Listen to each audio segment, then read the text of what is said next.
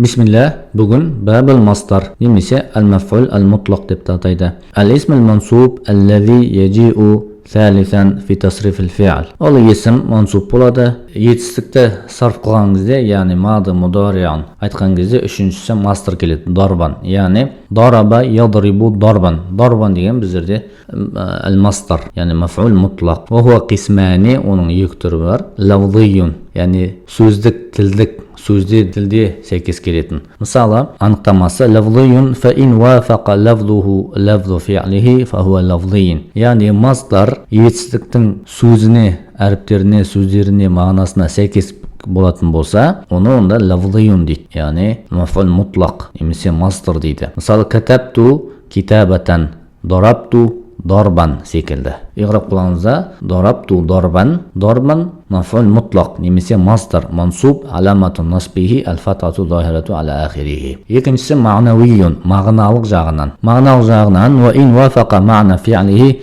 дуна лавзихи фахуа мағнавиюн. Яғни етістікке мағына жағынан сәйкес келеді, бірақ әріптері жағынан сәйкес келмейді. Яғни сөз жағынан сәйкес келмейді, бірақ мағына жағынан сәйкес келеді. Мысалы, жаласту қуудан. Жаласа отыру. Қууд ол да отыру. Жаласту қуудан. Жаласту фи'л мади мабни аля сукун ла махалла лаху мин ал-i'раб. تا ضمير متصل مبني على الضم في محل رفع فاعل. قعودا مصدر منصوب علامة نصبه الفتحة ظاهرة على آخره. يعني معنى جعنا مبتر.